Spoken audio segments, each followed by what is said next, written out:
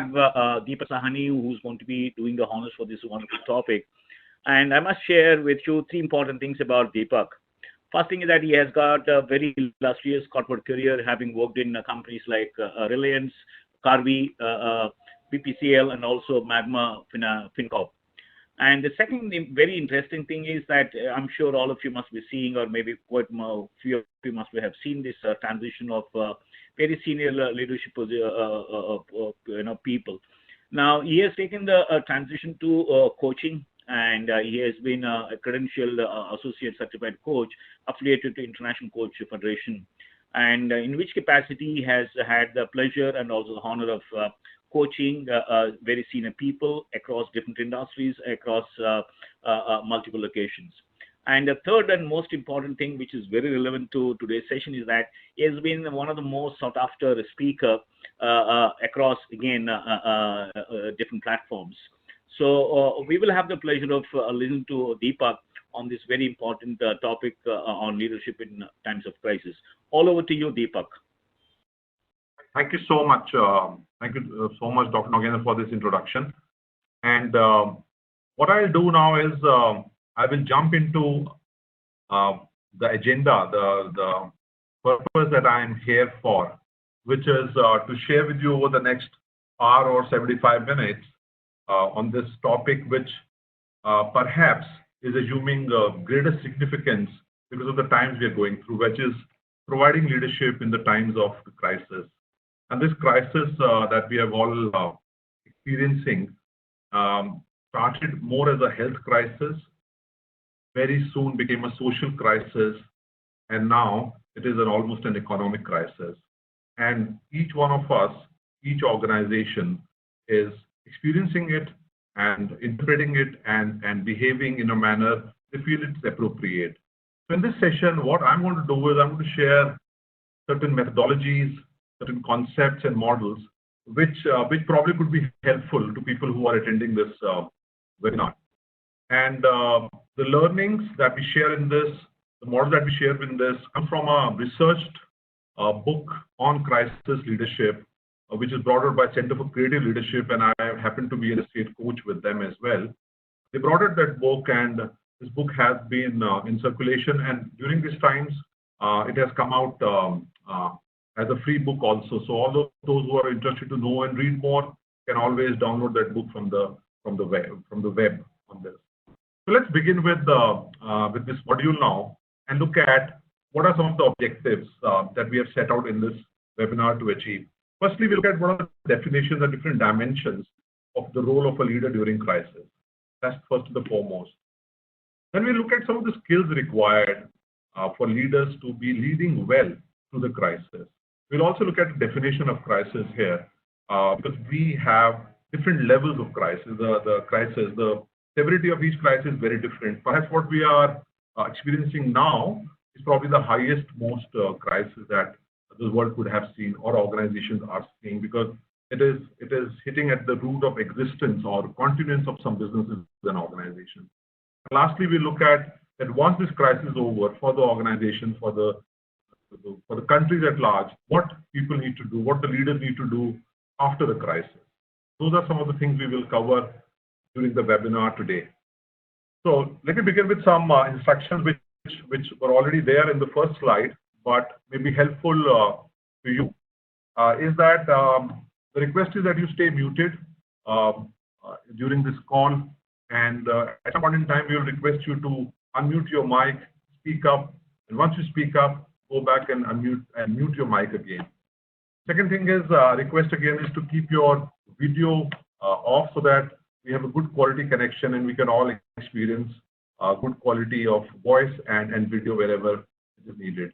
And lastly, of course, you have a chat box. You will see these options or these icons at the bottom or top of your screen. And this is the chat box through which you would interact with me and the other panelists here. What we will do in the chat box is we have some poll questions. Those poll questions will pop up in those chat box, and I'll tell you when to go there and address or answer those poll questions. During the course of the session, you may have some questions that you may like to ask. Since we are going to take those questions in the last, the request is for each one of you to go to the chat box, and in the drop down, you will see various options, and one of the options is addressing it to the panelists. Put your specific question in that box there, and that question will reach my colleagues on the call, Mr. Vinod, and I will also have a look at it, and we will address it at the end of the session. So these are primarily some basic ways in which we will interact with each other during the session today. Okay, so let me give you a teaser in the beginning. I want to respond. So I'm going to show you a statement, which is managing a crisis and providing leadership in a crisis are not the same thing. This is a statement. And there are three possible answers. You can say it's true, you can say it's false, and you can say I can't say, I don't know. So there will be a question which will come up now on your screen, and you will see the same question and the three options. You've got a minute now to go and click on the appropriate option of true, false, or can't say, so that we know what is your understanding around crisis and leadership in crisis. Your time has begun now. You have about 6 seconds left. Please register your. I think the poll time has ended, and very shortly we will see what people on the call are saying. Are they seeing it as a true statement or a false, or can't say? So how is it looking, Vinod, right now? 71% of the participants feel it's true. Right, and you are very correct when you say that managing a crisis is very different from providing leadership in a crisis. And therefore, let us look at what is the difference between these two, and where do we stand today in your own teams, in your own organization, right? So therefore, look at the spectrum.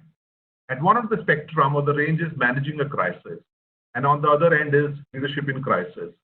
What does managing a crisis mean? It essentially means how are you handling the operational issues. So let us take example of today's crisis that we are all going through. What could be some operational issues? Operational issues are not 25% people can come to office, right? Operational issue could involve who is this person, who are these roles who have to come versus who can operate from home. A decision around that is an operational decision. Are we going to provide transport to these people? How many people will sit in those vehicles? What will be the rounding up of those people when they are being picked up or dropped? Are operational issues. Issues related to sanitization at work when people come in, the safety standards which have now to be maintained, all these are operational issues. How will we service the customer in this lockdown period? Again, an operational issue. So these are all operational issues, and they are all related to how you are managing the crisis. How are you keeping the show running, let me put it that way, in whatever form that you can. On the other hand is leadership in crisis, and this is about dealing with how leaders handle the human response. Remember, whenever there is a change happening, and we are all experiencing change, it's a crisis which is triggering that change. Whenever change happens, we know while the change is constantly happening, we are pained by the impact of the change. And different people are in different boats. There are pain people may experience because they may be fearing a job loss. A pain they may be fearing because they are experiencing some salary cuts probably. There could be some fear around role changes or skill sets not being there. Or there is a pain on how much work they are doing right now, probably starting a day early and ending late in the night. The fear and the pain of working from home, there are so many other responsibilities of old parents. There are these huge emotions these people are going through. How are we handling, understanding, handling, and empathizing with those? And more than that, empathy, the key issue is the compassion being shown by the leaders. And I said, you have read it, compassion is empathy in action. So if you know that there are people whose parents are living in different cities, which could be in orange zone or green zone, while the kid or the employee of yours is in a red zone, empathy in action, compassion means providing, extending support in that city where his parents cannot look after. So I'm talking about the dimensions which probably were not important, which were not on the table. They become very, very critical now. So therefore, leaders will have to look at holistically what is the human response right now to this change. What are the fears, anxieties, and other forms of stress people are experiencing, and how do we address that? So if that is the case, I want to show you this entire range and spectrum here. On one end is managing a crisis. On other end is leadership in crisis. Now, it is not that one is bad and 10 is good. I'm not suggesting. In any organization today, we require both, but there has to be certain measure. So for argument's sake, if 5 is a good balance of managing a crisis and leadership in crisis, I want you to address this question by answering the poll question, which will come probably in a few minutes from now. And this question is asking you, where does your organization, the organization that you work for, you believe today stands? And there are 4 options here between 1 to 3, which is more towards managing a crisis. 4 to 6 is more balanced.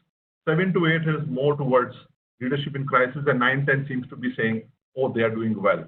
One thing I must share with you is that when leadership in crisis is at play, a lot of management happens in a very disciplined manner.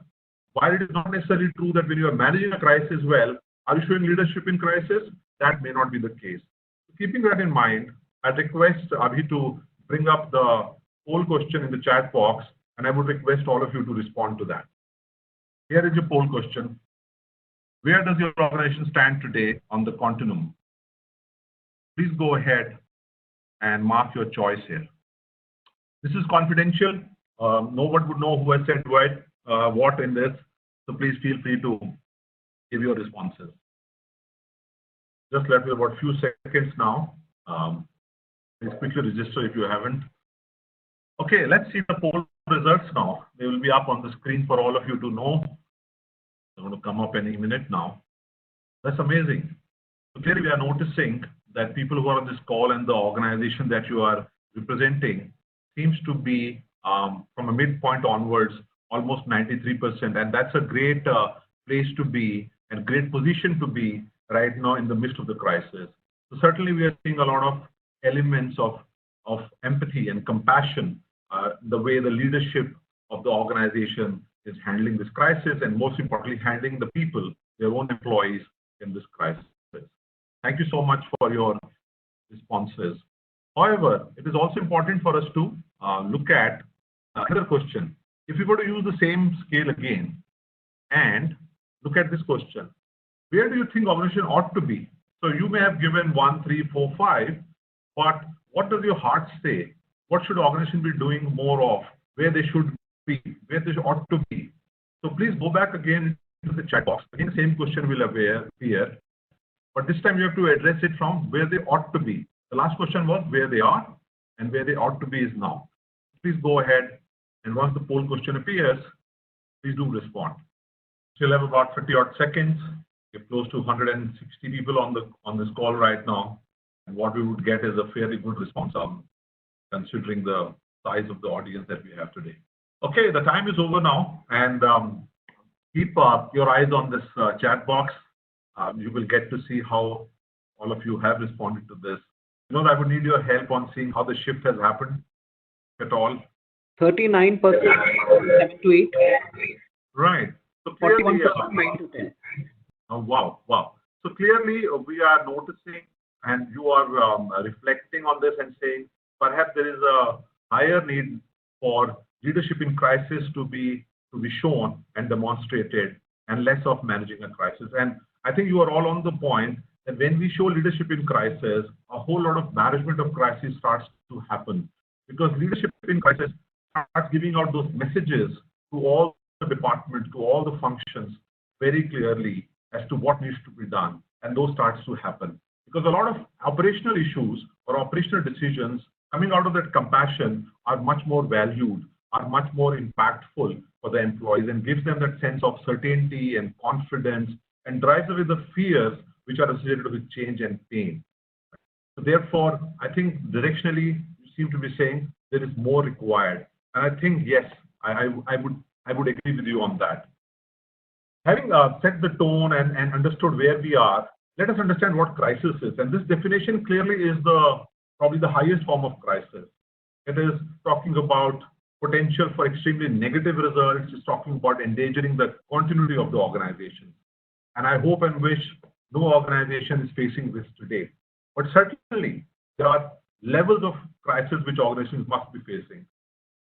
Decision that they may have to change their business model, their revenue model, some new product innovation may be required. The way they service the customer has to undergo complete change. In worst case scenario, it could mean loss of life for people, because some of the people, employees who are working in very red zones, let me put it that way, they can contract this virus, and that could lead to a health emergency or health crisis in the larger office space if they continue to come down those checks and balances being in place. So it could mean different things, but this is ultimately the highest form of crisis that we're experiencing today. Key thing to remember is that it is only in crisis that we come across surprises and dramatic change. Crisis changes the organization for good, and some of you who are on the call, if you have gone through the 2008 crisis, which was essentially financial crisis, it changed organizations for good. It completely transformed them, and they have never gone back to working the old way. And this crisis are also likely to do that. So be ready for those surprises. Don't be afraid of them. They are going to come any which way. Remember one big lesson that I learned long back when I was reading a story. The story is Buddha, Gautam Buddha, asking somebody that how much does it pain when the first arrow hits you in that place, in the part of your body? And they say, lots of pain. And then he asks, he says, is the pain higher if you take a second arrow and hit yourself on the same place? And they say, yes, the pain is much more than the first arrow hit. And the lesson that we draw from that is that we can't control the first arrow. It just comes at us. This coronavirus, we couldn't have controlled. It has come to India in one way or the other. No country is today exempt from it. But what we do hereafter is important. Are we putting second arrows on ourselves? Are we making the pain higher for us and for our organization, or we are making it lesser? And I think that's the change that this time leadership requires. How should I put it? The leadership requires to keep in mind that they're handling this crisis. It's different from all the crises that we have seen so far in the past. Of course, like I say, the different organization will experience the second arrows very differently. But second arrow you can control. Now, having dealt with this crisis, what is that is required? What is required is leadership. Let me share with you a few thoughts here. Crisis leadership is certainly not exerting more pressure than what is needed. Don't use a hammer to crack an egg or break an egg. That's the first part. The second is, in this period in time, everybody knows that no one knows the answer to how to handle this crisis. At best, we can have some answers, but who knows what will turn out well or what will not turn out well in slightly longer term of 6 to 12 to 18 months. Therefore, in this period, if we go by the methodology or an approach of telling people to do something because I know that may not work, that will not work. People will not have their heart in it. People will not feel led by compassion and calmness of leadership. People will feel that they are being led like machines. So very important for leaders to review, reflect on the way their style has to change and adapt. And that style which works the best in crisis leadership is represented by this picture. And this is a domino, and we call it a domino effect, where if you make a slight push or pull, then the impact is felt for a long time across all people. And that's what we call as influence. The book also talks about this as a key style of leadership which works the best in crisis, and that's influence. And what is really influence? Influence is the ability to persuade, convince, motivate, inspire, and use this, see this word, judiciously use power. This is not the time to use your power and order and direction only to get the work done, because you have to affect the people in a positive way. Remember, people would remember how they have been treated, how they have been experiencing leadership in this crisis once you come out of this crisis, and that is going to make a huge impact on their longevity in the organization, on their contribution and value addition that they will do to the organization in short to long term. So influence is the key. And why is it the key? I'll share with you this simple research which came up in a paper about a few years back. There's a gentleman called YUK who did this research. And in that research, he talks about this 9 different ways in which we can influence people. And these are appearing on the left side of your screen. What he essentially says is that whenever it's happening, you want to work done, you need commitment of people. How he defines commitment is somebody who's committed will do 120% of what has been told, will add ideas, will contribute more than what is expected of him. He will, his enthusiasm, his energy would be much more infectious, and he will enroll other people into the cause that is happening. What is compliance? Which is the second one here. Compliance is just doing about 80% of what is being told to them. There's no heart in it. It's only mind going into it. Just doing enough so that you don't call them a failure, and not doing enough to be called a hugely successful person. So compliant. And resistance is just not doing it, or doing it when being reminded to do it. And the problem with resistance, people who resist change or resist actions around to change, is that then they tend to enroll others in the same resistance. It creates a lot of negativity. And therefore, to get the highest amount of commitment and some bit of compliance from your people in this crisis, one has to stay away from these 3 methodologies of influence. They're called request, coalition, and legitimating. These tactics are focused on self. When we use these tactics to ask people to manage this crisis or lead them through this crisis, they clearly see that the leadership is being selfish right now. They are preserving themselves at the cost of the employees of the team. So be careful about using this, because when you notice, this research tells us is that when you use these tactics, you don't get commitment. There's negligible commitment. It's very high resistance and a lot of compliance here. And that's what you don't want. You want people in times of change to contribute, add value, because no one knows what's going to happen next. So unless people are committed, you will not get the value from those employees and your team members in the organization. However, if you use these 6 other inspirational influencing tactics, you are likely to get more, because people see that the focus is on them. I don't know how many of you have come across the letter recently which has come up in the social media. This letter is from Airbnb founder Brian Chesky. And this letter is addressed to all their employees, including the employees who have been asked to go. The worst decision that any organization can take, which is painful to them and to their employees, is asking them to go off. 25% people in Airbnb have been asked to go. So what has he done? He has put out a letter to each employee, and it is also in public domain. If you have not read it, please go and read it.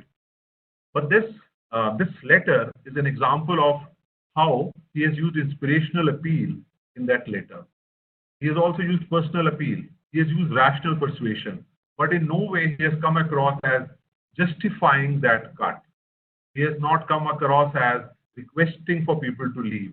While request may seem very, very simple thing to do, but remember, it's a painful decision. And I'll talk about this letter and learning from this in my subsequent slides.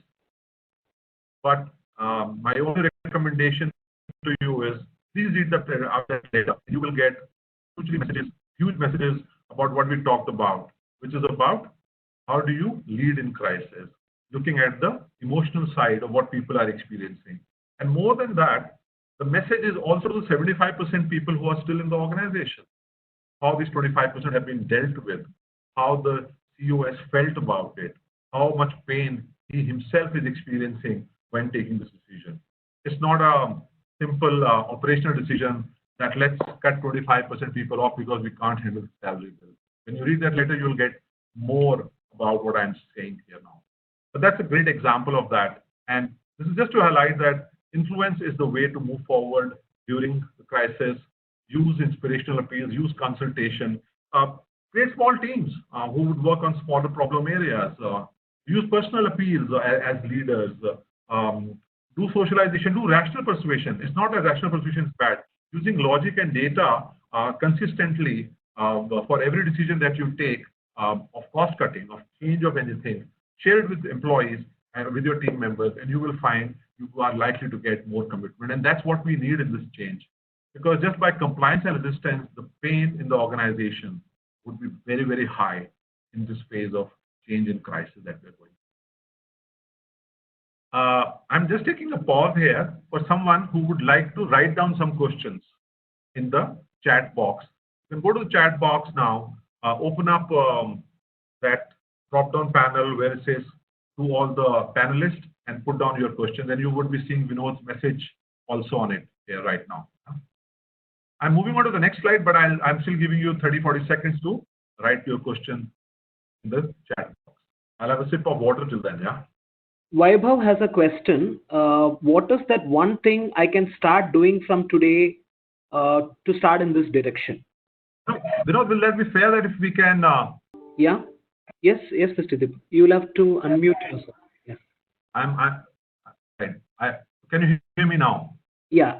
So there is this question from Pratik Mohapatra: how to keep and be motivated as an individual contributor and as a team, especially when many members are facing challenges in life and get the results? Thank you. Again, a very good question. And perhaps in the coming slide that I'm going to share with you, the question from Vaibhav and the one that you are just asked now, Vinod, will get addressed. And if it doesn't get addressed, we are still available at the end of the session to give you some insights and inputs on that. Shall we go ahead then? No. Yes. Yeah. Okay. So let us see what is the role of the leader. And somebody talked about being an individual contributor. Yes, it's important that you manage yourself also very well. And most of the things that I'm going to cover here will apply to oneself. Okay, so let's look at what are the leadership role in crisis is. And this is what a leader needs to be.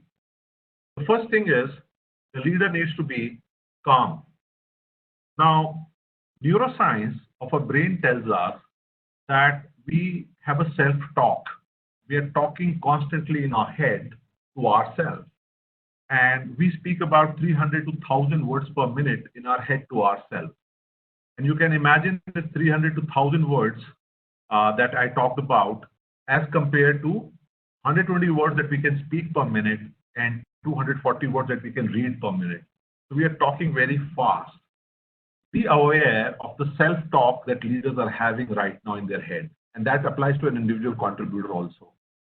Because if you start getting stressed, and you are stressed by the second arrows, not by the first arrow of the crisis, which is pandemic crisis, what it will do is it will shut you down. And it shuts down a part of the brain that limits your reasoning and problem-solving capabilities. And these are the two things that you need the most today. And if you have your team members who are not calm, as a leader, it's your responsibility to keep them calm. And the only way to do it is to understand that when you will experience some stress, you would feel it in your body somewhere. It could be your hand, it could be your heartbeat, it could be palpitations, it could be perspiration, it could be you start walking, you want to leave whatever you're doing, you want to close your eyes, it will manifest in your body. Importantly, leaders, individual contributors need to stay calm. And for that, that awareness about how I'm feeling right now becomes important, critical. And I'll just tell you honestly about an hour back what happened with me. There was a proposal that I sent to one of my clients, and the client was all gung-ho. We will do it. It's all virtual training. And as you all know, I do a lot of trainings also. But right now, we are doing only virtual trainings. And that was a big contract for 1 year. And today, around 1-ish, that mail comes that they have, in the name of cost control, they have decided not to go ahead with those outsourced trainings through me. Now, suddenly, my mood fell off completely. And I was not in the zone to do this conversation with you. But then I realized that, oh, I'm not in that space, mind-wise, heart-wise, to come on this call. So what did I do? I went and started playing a video game. You may laugh at it, but there are various ways in which you can unstress or de-stress yourself. To me, it's a video game that I play, and I started playing that half an hour before I came on this call. And I have completely changed my mood, my feeling and emotion. And this happens to all of us. And I'm giving a small example of the second arrow that I was creating. It was just an email saying, we don't want to go ahead right now. They're not saying I'm bad, but I can put a bad arrow, second arrow on myself to say, oh, they are not going ahead with me. But they're not going ahead at all. So stay calm, recognize, be aware of your emotions. That's what you need to be right now. And that will allow you to do a whole lot of things. Second thing is, be confident and positive. Be confident and positive. Look, nobody knows the right answer. If you have an answer which is coming from your gut, not from a data or rationale, your guess could be as good as mine. Put it, use it, share it with people, and clearly say that I don't have idea, but this is what I feel. Look what's happening today with respect to pandemic. So many agencies are coming up and talking about flattening of curve and going up. They're absorbing all of that. They are making guesses based on some bases that they have looked in the past. Some of them are going right, some of them are not. Does it mean that they stop doing it? No. The point is they are there to share with the larger world. So your guesses, your instincts are the best judgment. You know your businesses. So be confident, positive, and exude that confidence. So when you are talking to your team members, if you come across as somebody who is not confident, positive, how do you think the team members would feel? Be aware of that. How would you feel if your boss comes on, your CEO comes in and says, we are in deep problem and I don't know what to do? That may be a great statement of sharing vulnerability. And if he stops there, it is dangerous. But if he goes ahead and says, look, but I have confidence in all of you that collectively we'll work together and bring up new things, new products, innovations, changes that will keep us going. And suddenly the whole mood would change. So be confident, positive of what you know collectively, individually. That you need to be. Always show up with a smile on your face. Don't allow the second arrow to kill you. Third is be courageous. Your bias should be towards action. Take actions. Don't worry about, there are no guarantees of successes today. If there is, tell me. I'll also do it. There are no guarantees anymore. At best, coming from your instinct and guesses, that's the way forward. Take action. Don't stop yourself. Be courageous. Let it fail, but let it fail forward. And I'll talk about fail forward a bit. Fail forward means at least you know quickly that's not working, but take actions. Then persevere with them. I was sharing with I was having a panel talk with some group of people, and I was saying suddenly that the short term has become 1 month and 2 months and 3 months, and the long term has become 6 and 12 months. So maybe you have to revise and redo the way you are doing business, and in that context, change the way you take decisions. Be more courageous around that. The fourth is being compassionate, and this is what I talked about, that you need to be compassionate, and compassion is empathy in action. Show people you care. And let me bring this example of Airbnb. This gentleman, Brian, has written in that letter that all those people who are being asked to go can keep their laptops with them. We are not going to take it back. And why you should keep your laptop is because when you go out, that's the only way to be connected. And you are in a lockdown situation. Therefore, you can't even buy. I don't want you to be disconnected with the world. He's not even saying temporarily give it back to me after 3-6 months. He says take it. What has it done? He's providing 1 year health insurance to all of that because they may contract illnesses. Now, some of you may be thinking he's doing it for all the people who are going away. But remember, he's also giving a very strong, compassionate message to people who are still in the organization about how compassionate he is. So they would also feel and experience that compassion as the organization goes through and comes out of this crisis. And all of us are going to be different. I mentioned earlier that all of us are in different boats to understand where we are in our change cycle. And change cycle is starting from denial, goes into exploration, then commitment and growth. So figure out where are your people. Are they still in denial phase? Go and talk to them. What is keeping them in denial? Show compassion. Don't be judgmental about people right now. And when I say this, I understand the complexity. I understand the challenge. There are so many people in organization. How would you do that? What would you do? Talk to them individually. And I'll talk about that in the next slide about communication. But communication will come from compassion. Be compassionate. Show that you care. And I was giving earlier an example. How many people in organizations have gone ahead and figured out how many old parents of their employees are either living with them or living in another city or another house in the same city? How are they being catered to? Can something be done? Because when your employee, your team member is sitting in a meeting and he's concerned about what his parents, old parents, whether they have got the vegetables because they can't go out, have they got their medicine because they can't go out, do you think he or she could be productive in that meeting? I guess not. So therefore, bring in compassion, in your approach today. And last, of course, is be creative. Be an energy bringer. We all tend to play the victim card. Remember, we all have a negativity bias. It is wired in our head. Anything that happens, we go first to the negativity. It takes courage. You need to be creative to bring energy. Have a laugh. Be humorous about situations we are getting in. And I see lots of WhatsApp messages we are going through. So maybe a laugh would also be good.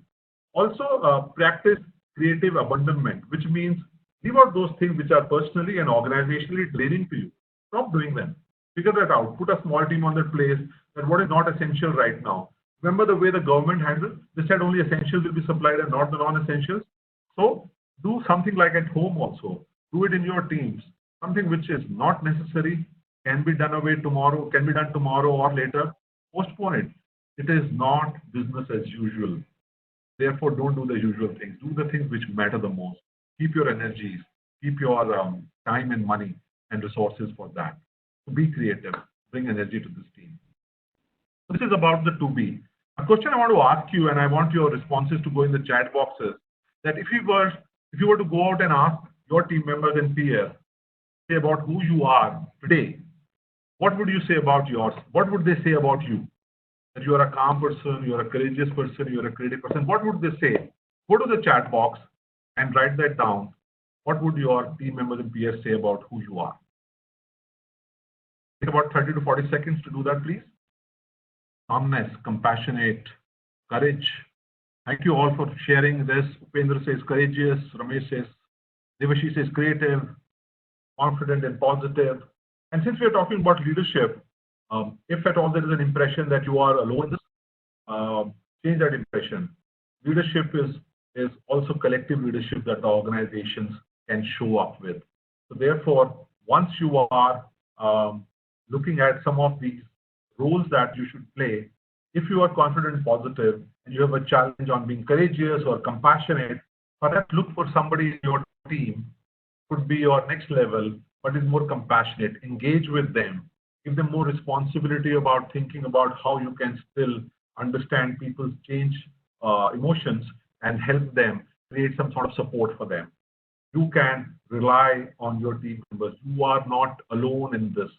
We all are experiencing the same thing. We are all responding differently. We are seeking support differently. Now is the time for leadership to go out. You alone, one alone will not be able to manage and handle it. And thank you for all your responses. And I'm sure you are getting some insights here of what more you need to do to be able to be a leader who can manage and lead humanly in this crisis.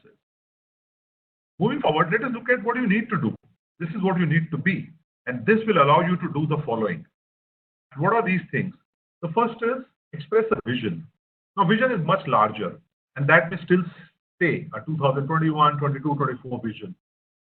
Important thing is to revisit that vision again. It's the North Star. It is motivating. It guides people. And you need to explain and communicate to your team that perhaps this is a detour. Perhaps this is a base camp that we have come to where we will rest for some time and then move on when things change. You will have your own stories to tell, and that collective story needs to be built collectively by the leadership so that it can be communicated uniformly and consistently and repeatedly to the audience, to the larger group, down to the last employee in the organization. Visions are always motivating. They are that pleasurable future that we are all working towards, and therefore bring it up in your conversations, bring it up in the meetings so that people start connecting the dots of why they are here and what they need to do to be still there. Perhaps they are revising short-term goals, which is 3-6 months, but it doesn't impact the larger vision that organization held for a long time. That's the one thing what you need to do. The second is communicate. These days you must fly, right? Because let us realize that people are sitting at home, and even in offices, when people who are moving around in conference rooms, people sitting outside are thinking, what are they discussing? What probably is coming out, especially when an HR head or a CEO is meeting. There are a lot of these rumors floating around. So one way which will help you, in fact, 3 ways which help you in this moment is, the first one is communicate. Second one is communicate. And the third one is communicate. No amount of communication will be enough. And town halls are the way, virtual town hall. And why I say a virtual town hall is, I know my son works in an organization in Australia. Every Tuesday there is a town hall happening. And why?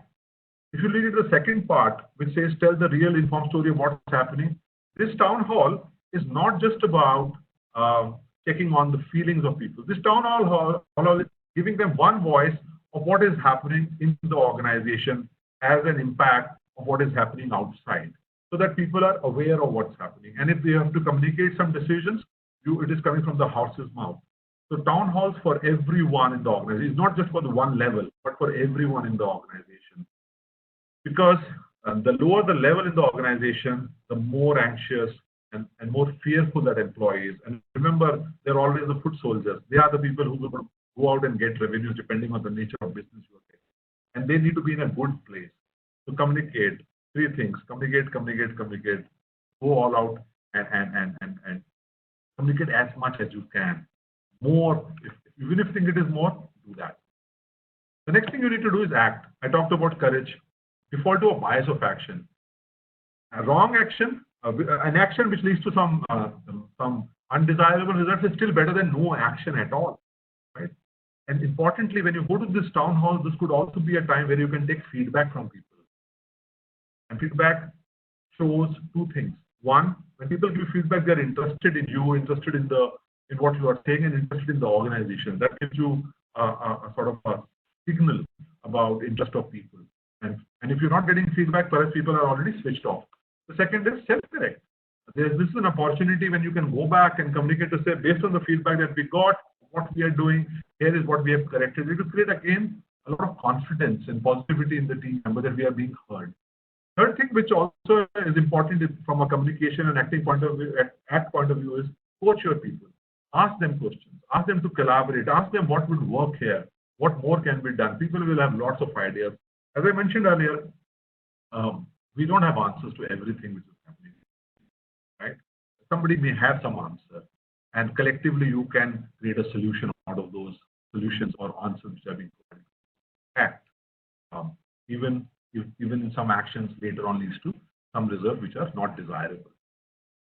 Then seek clarity. Don't talk about how the world could have been. There is this tendency some of us may have to say, if only this would not have happened, we could have done that. If only this starts to happen, we can achieve it.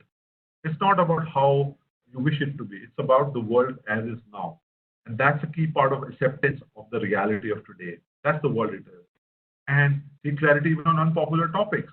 So if you have to take certain decisions, go up and ask, what is the basis of taking those decisions? How will I go and communicate to my team members? Give me that sense, give me that empowerment, give me that confidence that I can communicate rationally, and I can still get them to commit to do what we are asking them to do.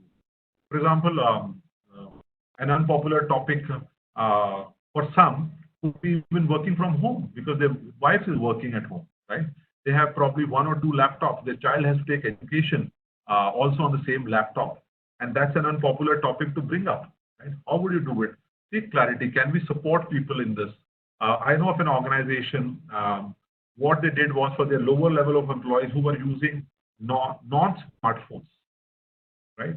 They are using those simple phones, but they have a challenge that their kid has to get his education on a device, and they can't afford that money. The organization has gone ahead and bought them those second-hand, probably, smartphones and given it to them so that their child's education would begin. And that happened because of the way a leader asked that question. And again, it is coming from compassion. Now, it's not that every organization will do that, but the more you know about this, the more you put your head to it, the more solutions would emerge. And those will go a long way in getting commitment of your people. Now imagine the mood, the emotion of that employee who has been given a smartphone so that his child can be educated at home. What type of loyalty, what type of commitment you are getting from that employee right now and in times to come. So seek clarity. And lastly, keep it simple. And I quite like the bottom bullet point. The main thing is to make the main thing the main thing. So much is happening. If you call up 10 of your guys and say, read out the top 3 things on your to-do list today. Are those the most 3 important things that you want as a leader, want as an organization for them to act on? And if you find difference in that, you will find it's a hugely challenging thing, emotionally, result-wise, to manage. So bring it to the notice of people, what is more important? Is it cost cutting? There should be one action every day around cost cutting. Is it about still going out and talking to 10 customers virtually? How many have you talked to? That's the second thing. If the third thing is about some innovation, new product ideas, are those top 3 things the main thing? Are being discussed all the time or not? All others can still wait. And we all know this, that there is this research which tells us that if people are pursuing more than 3 goals, they all become same. Nobody gives more importance to the goal if there are more than 3 goals. Keep those 3 things, keep them the main thing, talk about them. It could be how are we making our employees comfortable. I'll give you an example about one organization, not an organization, but as a departmental head.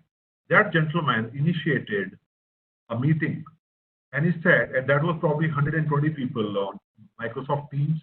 There were 120 odd people. He called everybody. He says, now for the next 10 minutes, we will all go off.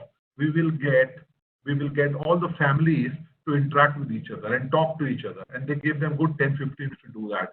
They said hi's to each other. Some of them knew, some of them did not know it. He has made the point that every time he comes to the call and he's telling his leaders to come to the call and ask one question to every team member. What is that one thing which can keep you away from being productive and focused in the meeting today? And people have come up and said, oh, look, my grocery is going to come. I'll have to wash that grocery. Or the teacher is going to call and I have to set up a machine for my laptop for my son in that period, is a small kid. People, and then the leader say, okay, as and when it happens, go back and go and come back, finish it. Not that you have to sit in front of the machine and continue in the meeting. You can go ahead and do it. And he has made that the main thing. Again, each leader will have to find out what is the main thing that you want. And if as an organization you can decide, all the more good. Because then you are moving in unison. There is an alignment that you will notice in the action. These are the thoughts around what the leader needs to do. And a question again to all of you is, what would your team members or peers say that what you are doing?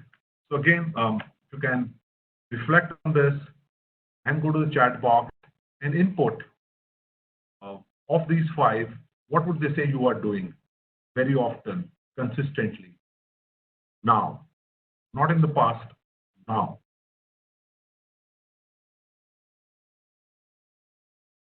We'll wait for some responses in the chat box.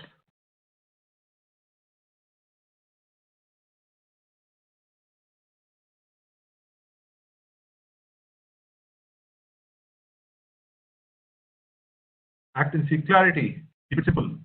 Communicate and act. Keep it simple. Communicate. Keep it simple.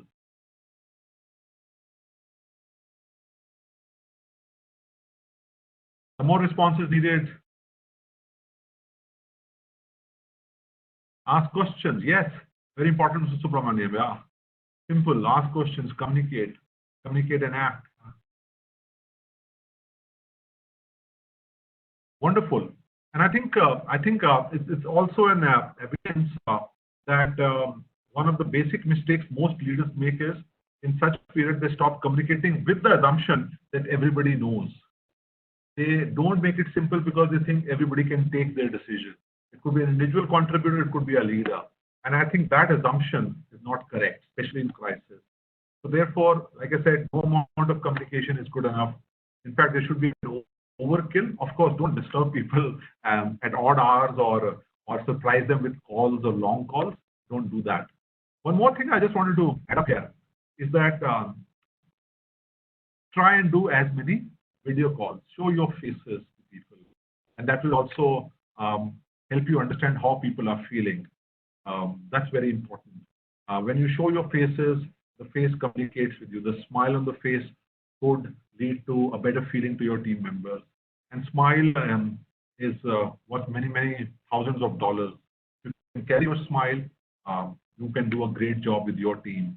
Just to give you an example that if you can hold your smile for 10 seconds and do it 20 times in a day, all those people who don't smile enough, it will become a habit to them. 20 times a day, 10 seconds each time, smile, and you will find that you are communicating much more calmness and positivity to your team, which they need to have in this moment. They are dealing with a huge crisis professionally and personally like you are.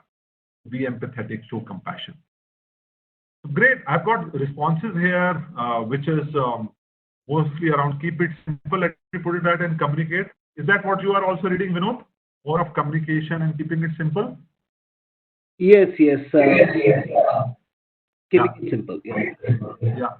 I think that's a great sign that those are the two critical ones in this phase, in this period that we are going. Okay. This is what leaders need to do in crisis. So what do you do after the crisis? After the crisis becomes relatively easy, but most organizations, most leaders tend to miss that. So let's spend a few minutes on that, and then we will come to the questions that you may have had during the session. One of the things that is important is that you have to rebuild and reassure. It's like this. You go through when people go through serious illness and they come out of it, it takes some time to go back to the same old routine and healthy diet. Therefore, you have to build new relationship with food, with exercise, and you start slow. So the period will come when you will have to do that. And first thing you have to do is to rebuild and strengthen your relationships in your team, in your organization. This crisis is making you withdraw from those emotional bank accounts that you have with your team members and with the employees at large. You will have to deposit it back. This has to be among the people, and this has to be between the people and the organization. You may ask for them to take a salary cut now, but how will you rebuild and reassure them later that their sacrifice, their contribution has been valued and perhaps will be rewarded in some way? How will you build those relationships? The second thing is continue. Don't stop your communication, because after the crisis, there is another set of communication which I'll talk about in the next one. There should be continuing communication, and it is important that people understand what are the new ways of working so that you can establish the new way. Because if the crisis is over, some employees may start thinking, let's go back and start doing the way we were doing it earlier. Perhaps you cannot do that, and that creates chaos in your organization. So be very clear on what are the new ways. Make it high visible. Talk about them in the meetings. It could be posters. It could be new values for all. It could be a new vision, but that has to be brought up again. And lastly is the benefit. Like I said, I know an organization where an employee I'm career coaching on came to me and said they have said that they will not pay us the variable pay, right? In the quarter that is paid in April, June, they pay the variable pay for the last year. And I asked him, so what is the issue? He says, I'm worried, will they pay it after that? So the question is this: when the organization has communicated that the variable pay will not be made out, they have only said it will not be made in this quarter, but they have been completely silent about whether it will be paid later or will not be paid at all, or in what eventually it will be paid. Some of these things, if not addressed now, needs to be addressed once you are after the crisis. This uncertainty, this ad hocism may not work well for you. So rebuild and reassure. That's one thing leaders need to look at. The second thing leaders need to look at is review and revise. So what have been your after action reviews? Don't just say the crisis is over, we have just about survived, we have been successful, let's move on.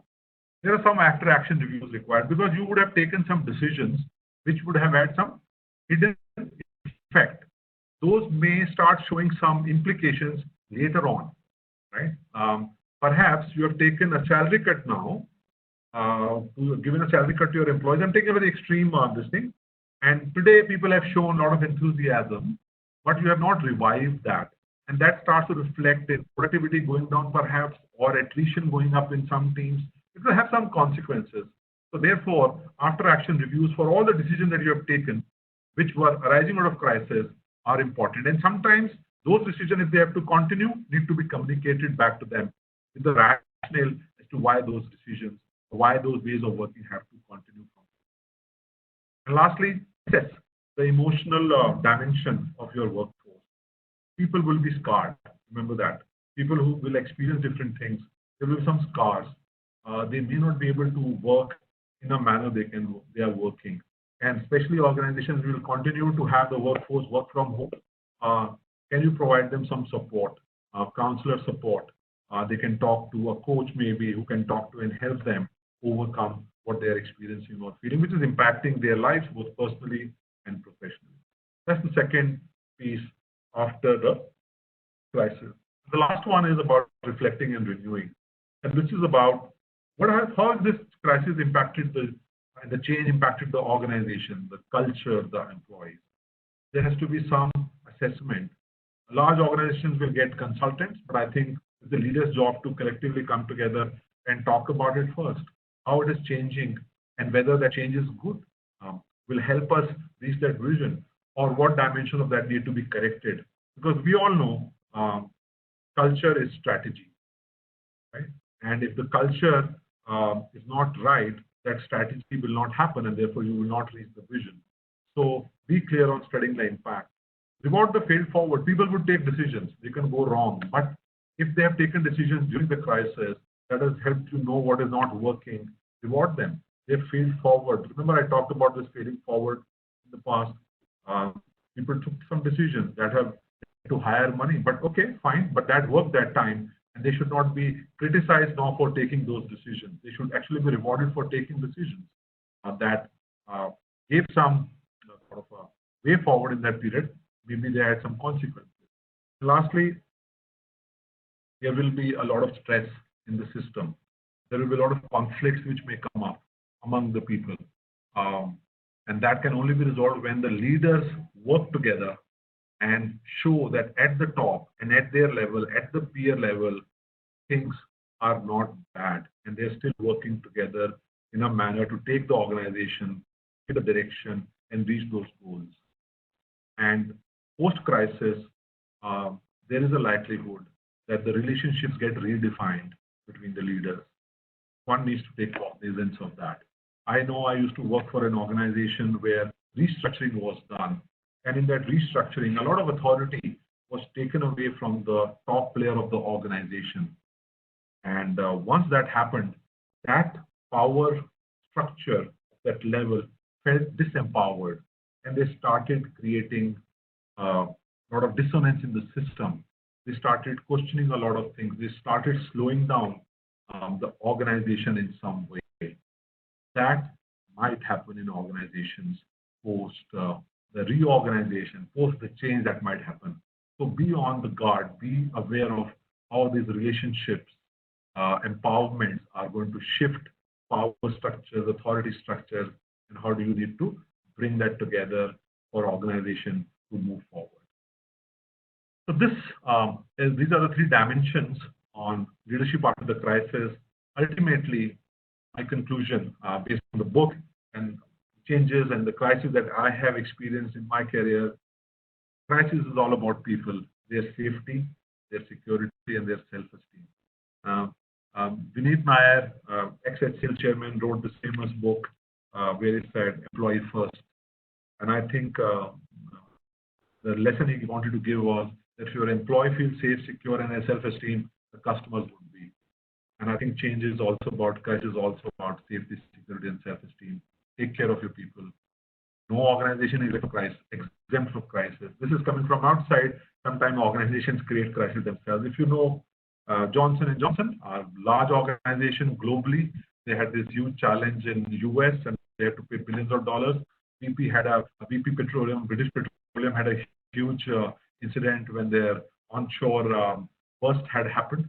Huge crisis, PR crisis. Starbucks had this people thrown out from their stores. Some black people in US, there was a bad PR. That was also a crisis. No organization is exempt from it. So therefore, if you're not exempt from it, this may be a unique crisis that we are facing, once probably in a lifetime for somebody. But remember, what consistently runs across is three things: communicate, have clarity of vision and values, and a sense of caring. And most organizations come out winner after this. In fact, there is a research from Gallup that when the employees are engaged well pre-crisis and in the crisis, the graph of growth post the crisis is much faster and sharper than it would have been without the crisis. So crisis can bring a radical shift in organizations. It has happened in 2008, it will happen here. The question is that your organization, which is going to use this crisis to become much bigger, and go much higher and go much faster in achieving what they wish to achieve. These would be my words, and here where I stop, and we can now take questions from the audience. If you can read out for me. Yeah, Mr. Subramaniam had a question. Great start, Deepak. Is it fair to call the CEO today as a wartime and peacetime CEO? Recently, we have had so many examples of the latter who have appealed more to people. Is it fair? Wartime and, sorry, peacetime. Wartime CEOs and peacetime CEOs. Right. Well, the hazard of answering this question is that there is a certain understanding of what is wartime and peacetime. But let me see if I can answer it this way. I don't know whether leaders have faced such crisis in the past of this magnitude that they are going to face today, right?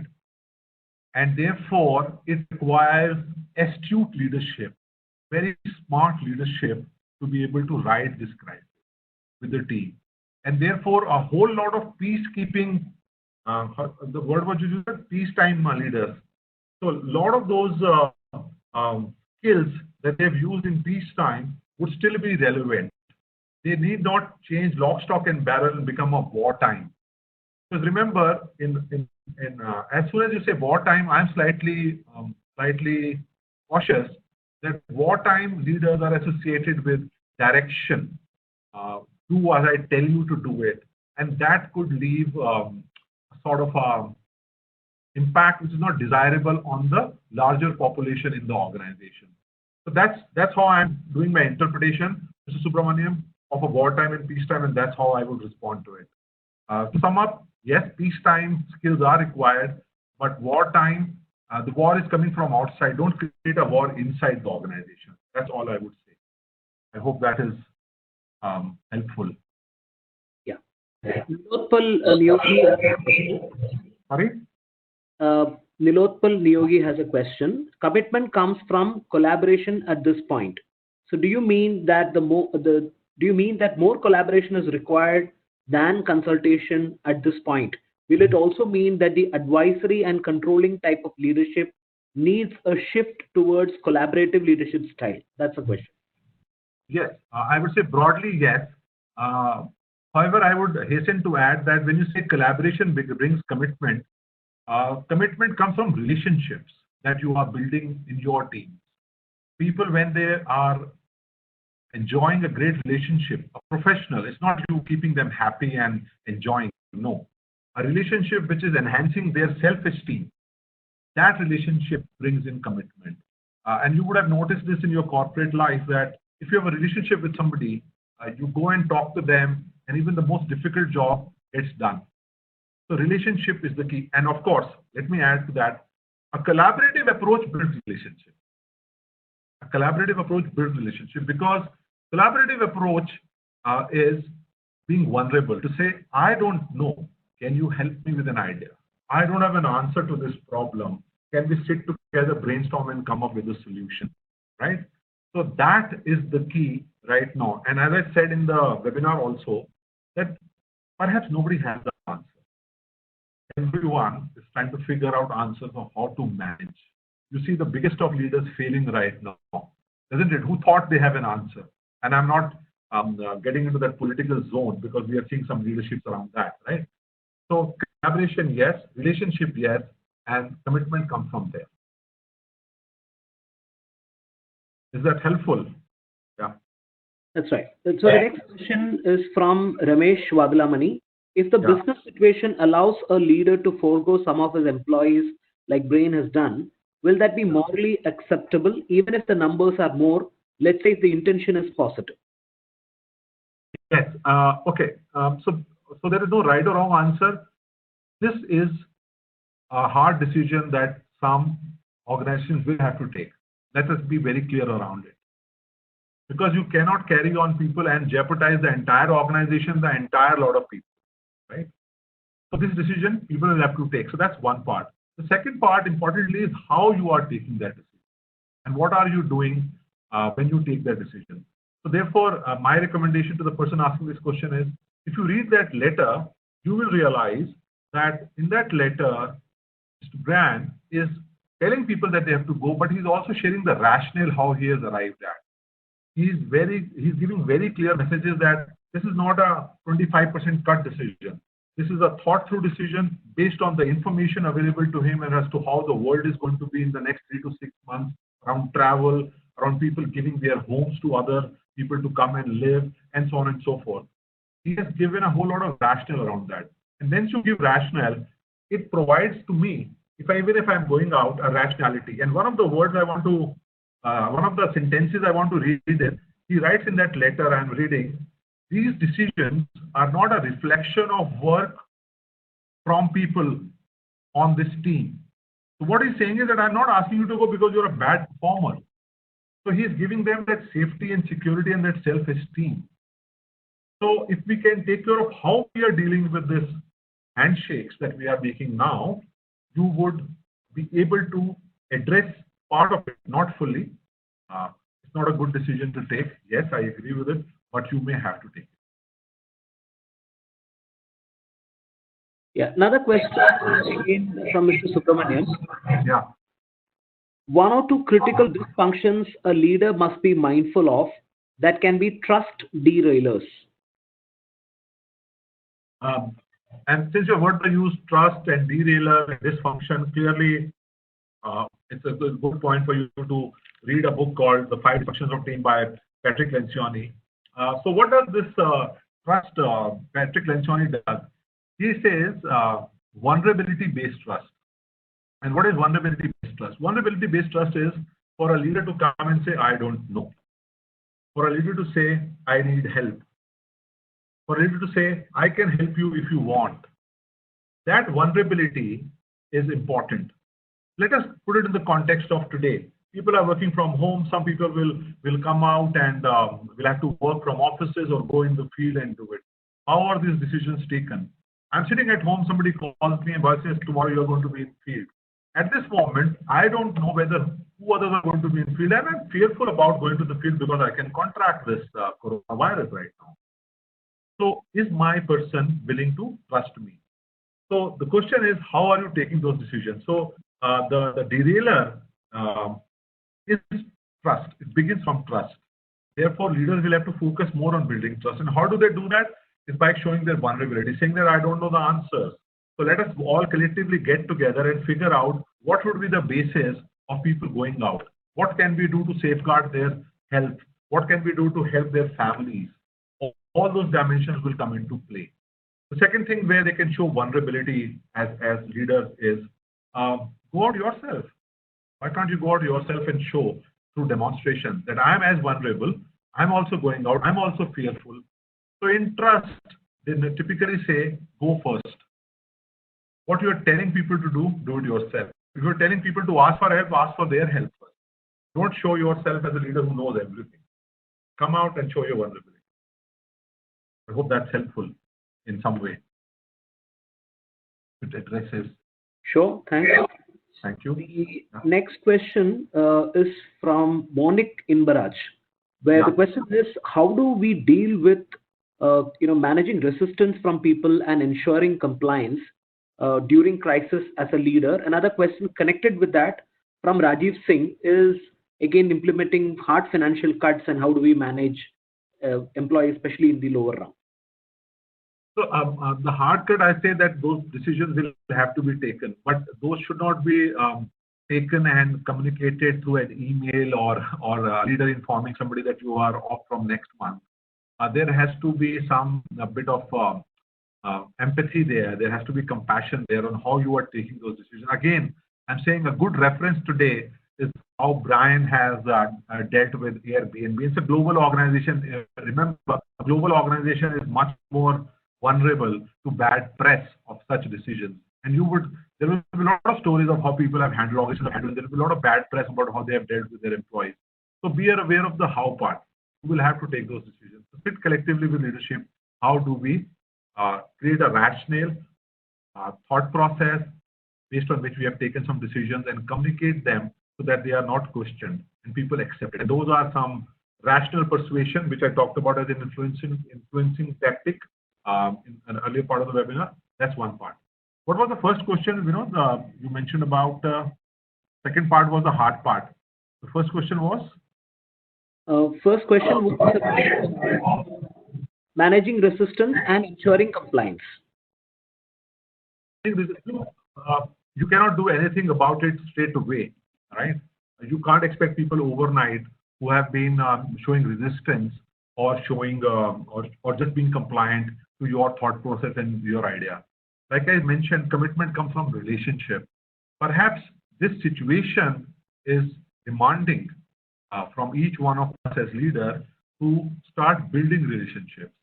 So if the shortest and the fastest way possible is to show compassion, be empathetic about the situation people are in, start taking those actions which instill confidence in them that you care for them, and that's when you will see the needle shifting. And I've given you a lot of examples of how you can show you care for them. Do you pick up a call, and if you know their parents are staying with him, you pick up the call and straight away get into, okay, what have you done yesterday? And or you say, I hope your parents are okay. How are they doing? Have you got enough medicines? Can you engage in conversations which give a message to your team member that you really care for them?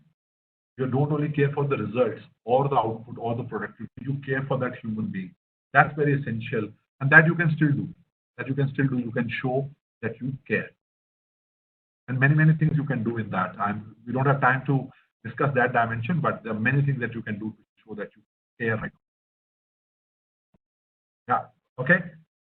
I think we can close with questions from Pratik Mohapatra.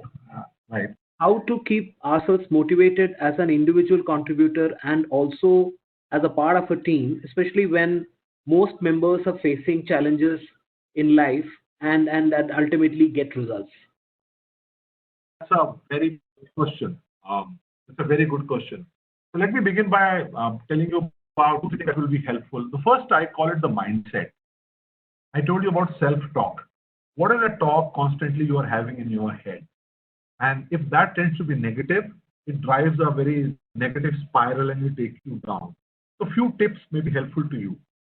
A lot of people continue to look at news and WhatsApp, which is giving all this